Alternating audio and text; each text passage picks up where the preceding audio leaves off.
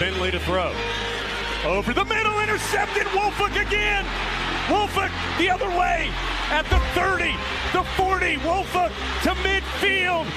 Miles Wolford with the pick. The Heels on the doorstep of an enormous victory. Williams is the running back next to Howe. Play action. Howe will now lob it down the near side. Newsom with a man all over him. Pins the ball against the back of the defender and brings it in. Heels can get a first down at the 3. Now, pump fake to the right. Now he's going to run to the left. Howe at the 5. Takes the shot. Pinballing off the chains for the touchdown. Sam Howe showing the toughness for 6. Orioles down 4, 35-31. May has the shotgun snap. Pressure coming. Rolls to the right. Throws to the end zone. Touchdown! Touchdown, Antoine Green! 16 seconds to go. No flag. Snapping it off the 8-yard line. May pulls it, tries to roll it apart. Now he's going to throw it and score! Christian May throws it to Payson in the end zone for the touchdown. They are throwing this lucky throw left-handed. Was walking out on the run and threw it left-handed. Bernard fields it at the 26. Heading to the far side. Gio at the 35. Gio, he's at the 50. No, he's not. Yes, he is. Gio, he's going to take it for a touchdown. Are you kidding me?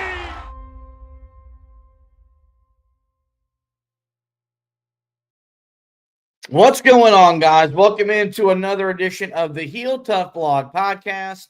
I am your host, Josh Marlowe, here with another Bill Belichick press conference recap. The head coach of Carolina football met with the media on Monday. We're here to recap that presser tonight. We typically do it on Wednesday, but last night, the big recruiting news, Anthony had the interview with David Hale, so we decided we'd push it back tonight and give you a double dip of podcast because we're live right now. We'll be back live at 8 o'clock to get you ready for tomorrow night's game on the West Coast against the Cal Golden Bears. So we'll run through the presser. I've got about, let's just say, 6-7 cuts of Bill Belichick from his time with the media on Monday, and we'll run through those here in just a moment. Before we do that, though, let me tell you about tonight's sponsor. That's Legacy Arcade, and if you haven't known by now, they've been they joined us this month sponsoring both the Heel Tough blog and the Four Corners podcast. And Legacy Arcade and Social Casino are where you can win cash prizes playing roulette, blackjack, your favorite slot games, and multiplayer fish games. You can also win cash prizes playing your favorite arcade games as well. If you look at that promo code that's up there on the screen, if you scan that QR code and use the promo code HEELS, what you'll get is $100 in free money to play upon registering your account at legacyarcade.com. The best part about Legacy Arcade is safe, secure, with 24-hour customer support with instant redemption immediately to your bank account or the card on file. And another bonus about playing with Legacy Arcade, they accept all major credit cards, Skrill, ACH, and coming very soon, Apple Pay will be a big part of what they do over there at Legacy Arcade. So get to Legacy Arcade right now, scan that QR code, put that promo code HEELS in, and you get $100 upon registering your account. So with that, folks, let's go ahead and get into the latest press conference that the head coach of the Tar Heels conducted back on Monday. And a lot of it is going to be about what happened last week, the whirlwind around the program, really last Wednesday, when it felt like at one point Bill Belichick could have either been fired, could have been bought out, or he could have sought the exit in his own right. So we're going to focus a lot of that on tonight, and we'll get right down to it with Belichick's opening press conference when he met with the media back on Monday. Right. So I'll just start with, right off the bat, some of the reports out last week about my looking for a buyout and trying to leave here and all that is categorically false. There's zero truth to any of that. Glad I'm here. We're working towards, our goals and the process. Had great support from Chancellor Roberts, Bubba, Steve, and so forth. Mike and Marty. It's been Those people have all been great, and I appreciate all their help and everything. And, we just believe very much in the process. Like Bill Wall said, the score will take care of itself, and I've always believed that. You just got to keep working and grinding away, and that's exactly what we're doing. So that's how we open the presser, just trying to get out in front of what happened last week. He mentioned the support that he continues to receive from the administration, the chancellor. The chancellor was in person for this presser on Monday. That's kind of shows you that's Carolina backing up their talk that, hey, we're behind him, we support him, because there aren't many times chancellors show up at press conferences during the middle of the season. That's usually for introductory pressers, retirement pressers, and the like. So that's him immediately just addressing what went on last week. Andrew Jones, a guy that we here at the Heel Tough blog we really trust, and we know that he's a man of his word. He got the first question, and the first thing he asked him was, well, if there wasn't really anything going on, what was the reasoning behind the statement you and Bubba Cunningham released last Wednesday night about 9:45 p.m.? Yeah, just for clarification, there was a lot of things some things that were reported that were just factually totally inaccurate, and so I want to make sure that there goes up. And it was your idea to put it out because Bubba also released a statement at the same time. Is it something that? Yeah, it was a joint. Yeah, it was joint. Yes. So the thing about that, it was a great question, and that's the right question to ask. What was there to clarify if what everything was reported was categorically false? And so this is why, we've been very open. Do we know exactly what went down last Wednesday? Folks, we don't know exactly word for word what happened. But something happened. Whether it was on Bill Belichick's side, whether it was on Carolina's side, whether it was a mutual maybe agreement to try to find a way out of this. Something took place. There was preliminary conversations, which to the defense of Andrew Jones and all these guys that Belichick's basically calling liars, that's what they reported it as just preliminary conversations. And that's why we feel like, Belichick will be here, we think, for the remainder of the season. But it would not surprise me if after that game against NC State, within 24, 48, 72 hours, if Carolina's moving in a different direction, or if Bill Belichick is moving in a different direction. So he addressed the rumors. He explained why they put out a statement. A great question here. I believe this was from Pat Welter over at WRAL, a guy that's gotten a lot of scrutiny from Carolina fans. Belichick was asked about the report about the locker room being divided.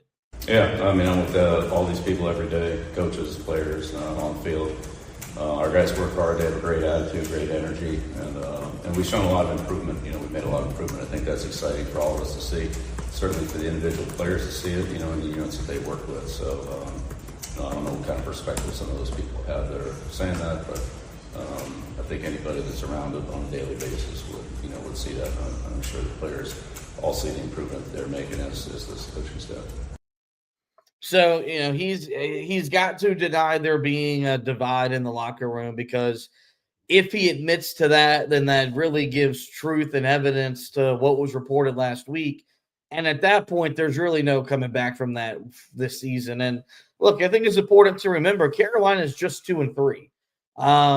They could theoretically go to a bowl game. They could still theoretically have a winning and successful season. None of that looks possible right now. That outlook looks very bleak, but if last week is really the rallying cry that brings this locker room together, who knows? Because there's a lot of winnable games on the schedule starting with tomorrow night against Cal. And so you'd hate to see that. You'd hate to see there be friction already being divided in the locker room, because what you thought was going to happen with Belichick was that he was going to bring a culture of winning and stability that Mac Brown and Larry Fedora and Butch Davis could never instill during their times, on the sidelines in Chapel Hill. So, he answered everything the way that he had to answer it. But again, with Carolina releasing those statements last week, it leads you to believe while he was up there and denying everything that was reported, there is some truth to the matter.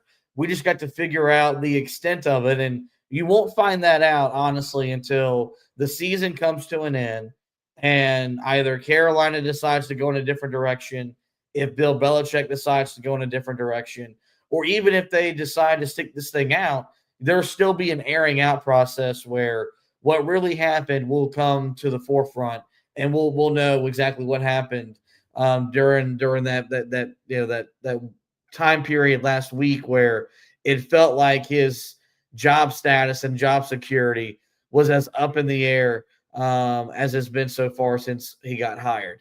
If you watch College Game Day like I do, and if you're a faithful watcher to the program, you'll notice that what happened last week was the first main topic of the show. What Game Day does, it comes on at 9:00. The very first segment, they set the scene for the entire day with the 8 to 10, 12 games that are going to define that Saturday. And then they get in their second segment is always a topic.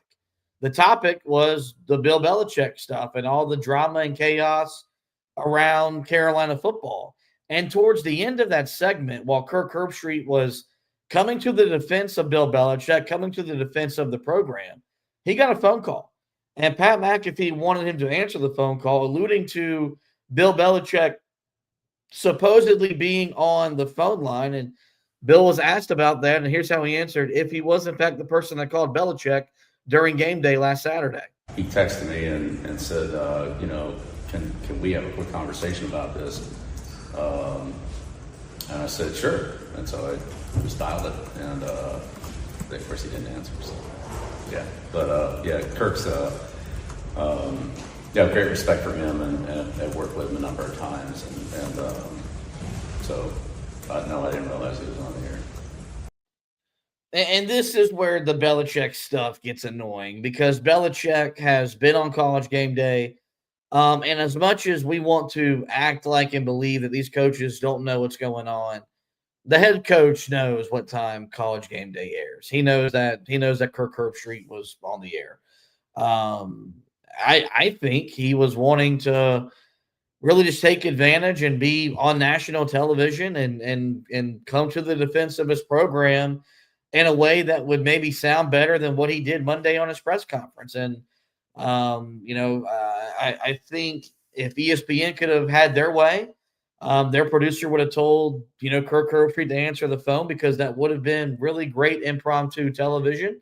Kirk Herbstreit opted not to. Great instincts by Pat McAfee to try to get him to, but nonetheless, Belichick knew that Herbie was on television, because everyone knows what time College Game Day starts, and they know what time Kirk Herbstreit is on the air.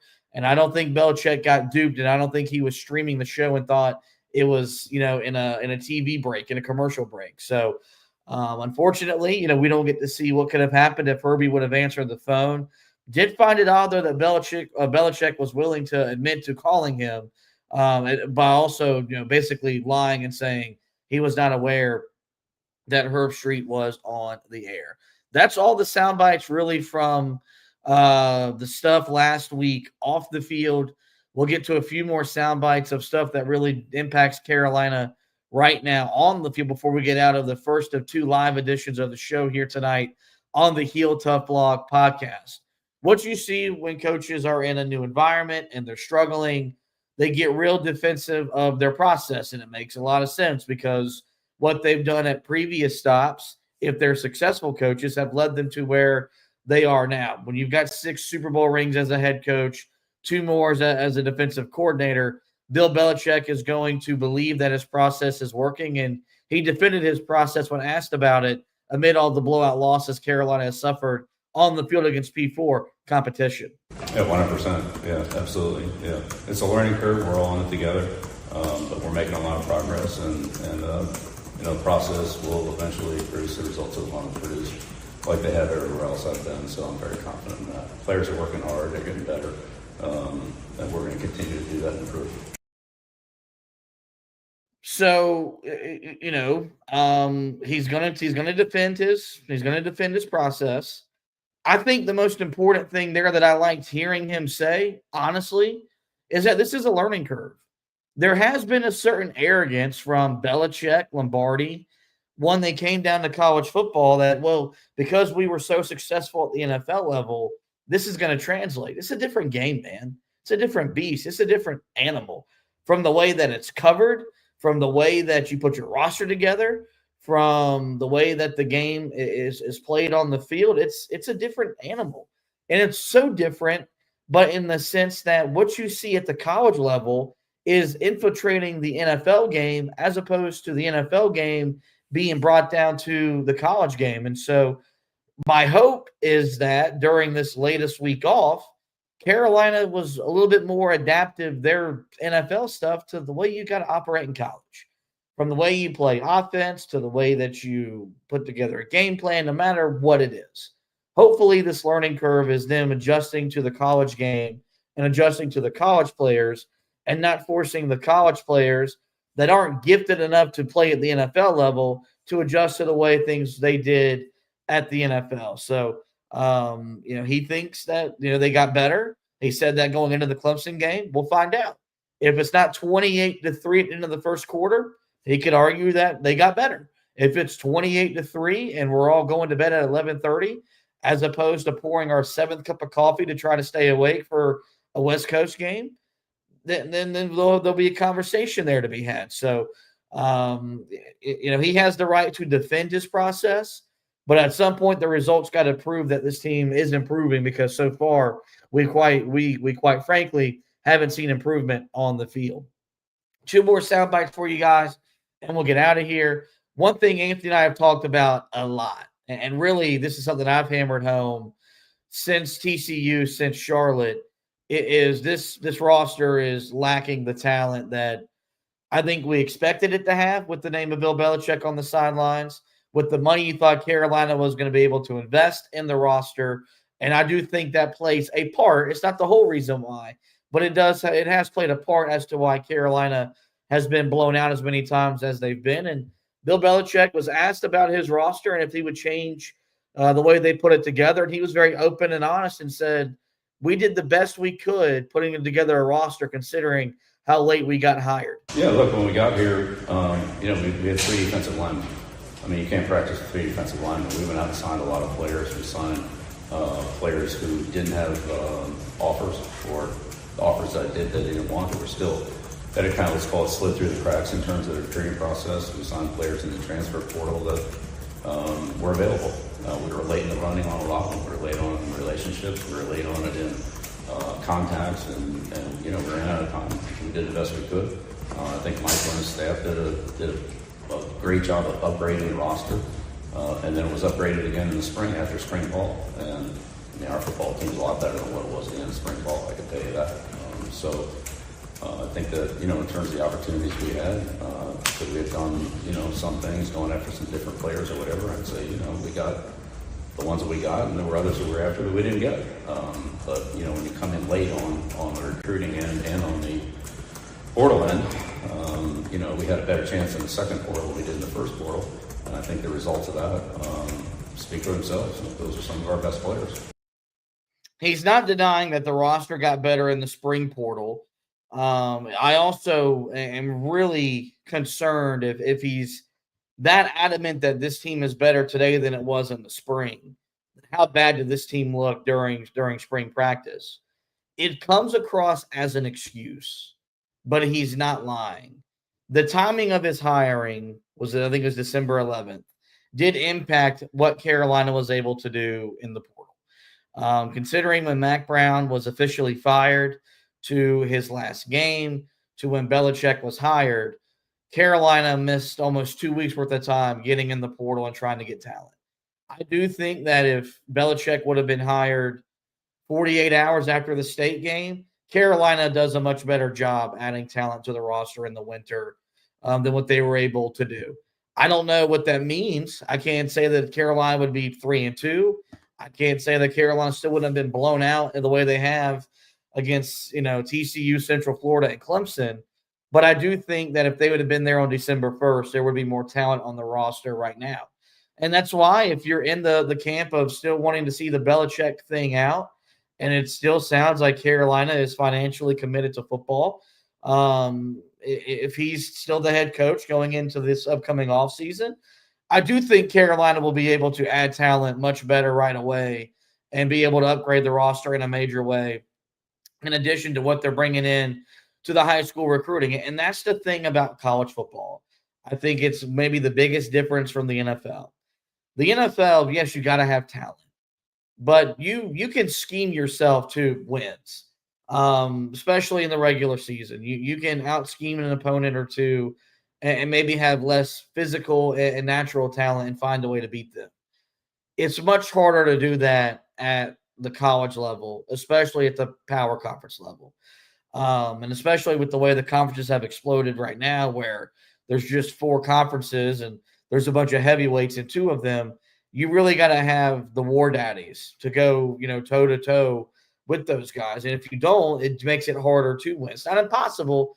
It makes it harder. I think, Carolina will be better positioned to add that type of talent this upcoming offseason, whether it's Belichick and Lombardi or if there's a new head coach and general manager in town.